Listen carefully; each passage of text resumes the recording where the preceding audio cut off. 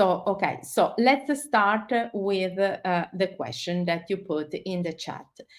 In this age of AI, how do you strike a balance between staying authentic and not being left behind?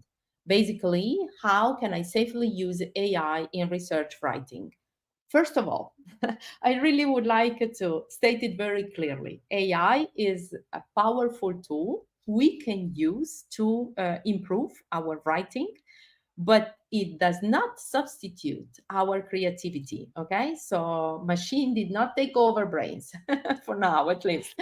So please do use it as a tool. So maintain your creativity in terms of structure, in terms of what you want to use as a take home message, what you want to describe. And then you use AI to improve your sentences. But I remind you that there are many papers many journals that would like to know whether you use AI or not. And it's not a matter of excluding your paper or rejecting your paper, but is a matter of acknowledging, and there are specific indeed session to explain how you need in the acknowledgement session to refer that you use AI or other services. So you can continue being authentic if your creativity is maintained. If you first draft your manuscript, you know what you want, and then you use simply AI to improve it. Another question is how would you divide the meta session based on paragraphs, study design, selection criteria, statistics? So there are many journals that already provides you with instructions to do so. So the meta session, you usually the more you read the literature, the more then you adopt the formats that have been already published, right? So if you are uh, doing a cell biology study, the first thing you put are cells, right? So primary cells, cell lines, reagents for how you isolated, how the protocol, right? How you isolate it, how you maintain the culture, how you treat them, etc. So those are the paragraphs that you need to state. Every single protocol. Look at the graph and think about how did I get this graph? What did I use? Which is the protocol I use, which are the cells I use, how I isolate them, and then you start writing the method section. That is just an adaptation, as I said, because indeed we are all bound to specific university requirement, which is to maintain our labs. So then it's just a matter of better looking at. But the method session, the study design, if you're using humans especially, or animal study, is the first thing also that you do. It's according to your field of experience and experimental procedure. How to avoid the plagiarism in the method session, especially when some methods are largely reported in many papers using all expression possible. Uh, so the meta session is the only session that editors are more, more calm about it, meaning that there are expressions that you cannot say them otherwise, right? So you have a specific tolerance for the meta session, but indeed remember that regardless of some expression that are always the same, those expression means 3 4 words, then the sentence would need to be constructed in a different manner from what is published. But it's a formal session, and this is why you have this tolerance. Okay, so the plagiarism is more specifically to other session like introductions, like the results or the discussion, especially. Okay. So another question is, I'm writing the discussion session of my qualitative research. I provide about 3 specific excerpts from the data set for my teams, and at the end of each team provide a discussion about 2 paragraphs. Is this a good way?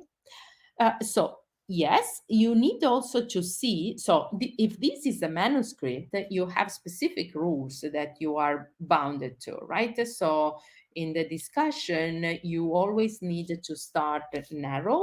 So, you exactly as you said. So, you provide the you see the discussion about the data sets, and you do the specific things, and then you open it up a bit more, and then you finish with a general concept. But remember that it depends very much from by the journal that you would like to submit to, because the thing is that there are some journals, not most, but some journals that the results and the discussion are merged.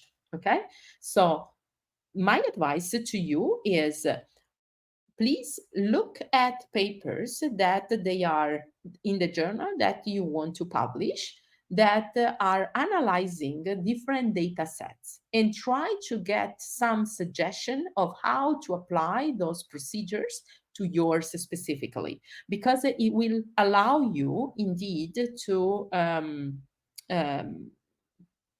describe not losing time, because it's indeed in the same requirement that the reviewers then might want to ask to me it's okay, but my okay is without knowing the context and without knowing the journal.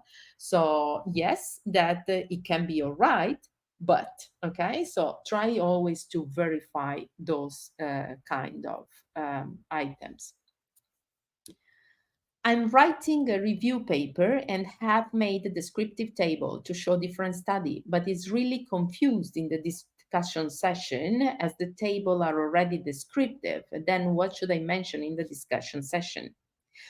So the review paper is a different topic even, because it does not contain much results. It contain tables. It might contain some results, but in the discussion, what you really need to emphasize is why your review is important, why your review is different from others that I can find in the literature, and frame it in the context of a general knowledge. So you can refer to the table, but you don't need to interpret the table per se.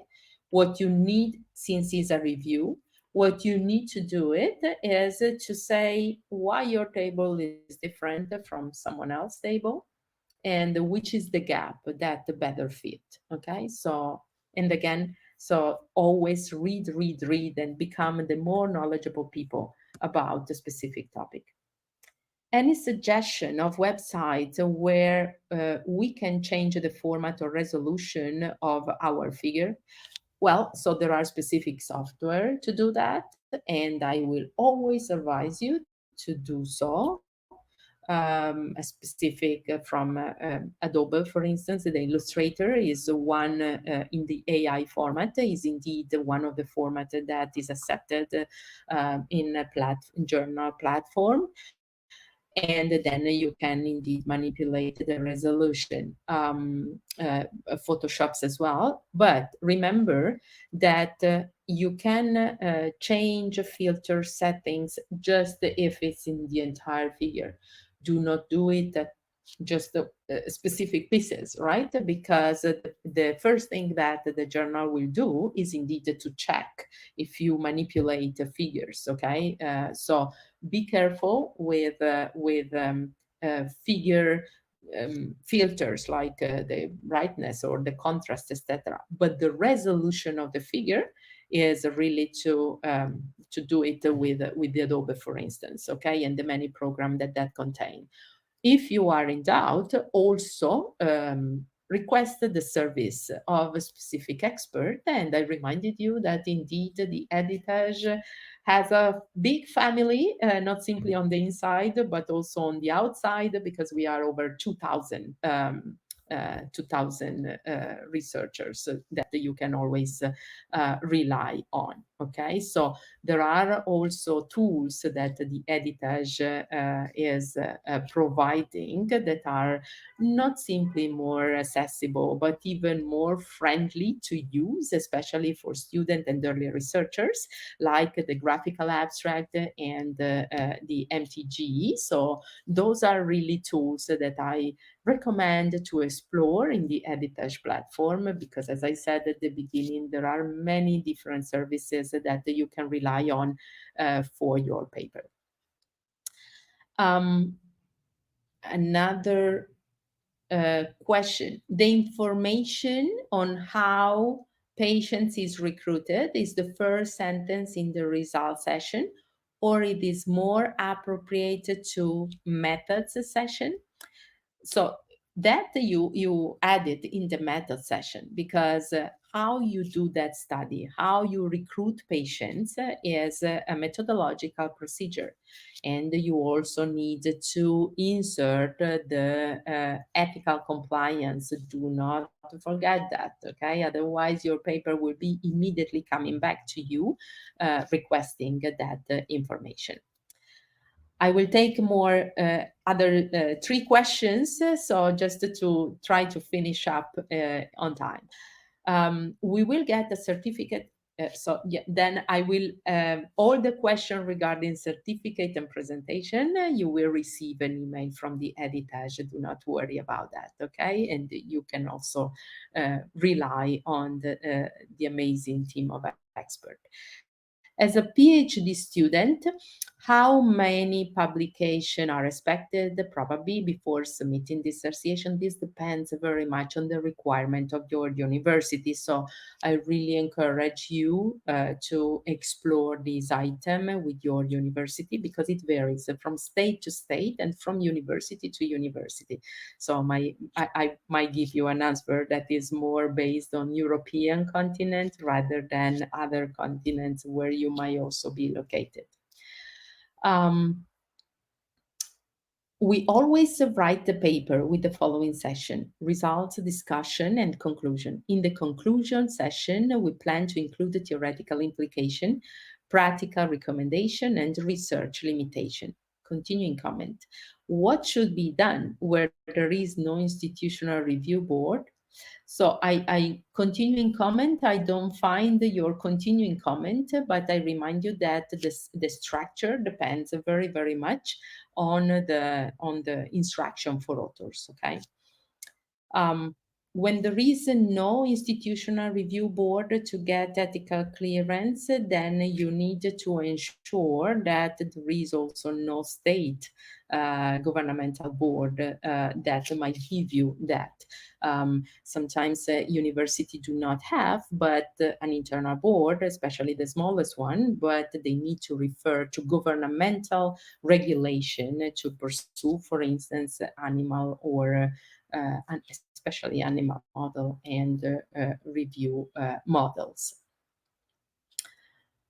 It is I'm always confused by how much the results I can bring into the discussion. You don't bring result, you bring interpretation, and this is very much what I really would like to say. So just the last question, the introduction and the abstract, do you write it as last? So the answer is no for the introduction, but yes for the abstract. Remember that the editors receive a lot of manuscript per day, and therefore you really need to provide the best argument as possible in the abstract for convincing the editor to send your manuscript for publication. So I really, really hope that you are very much successful with your writing.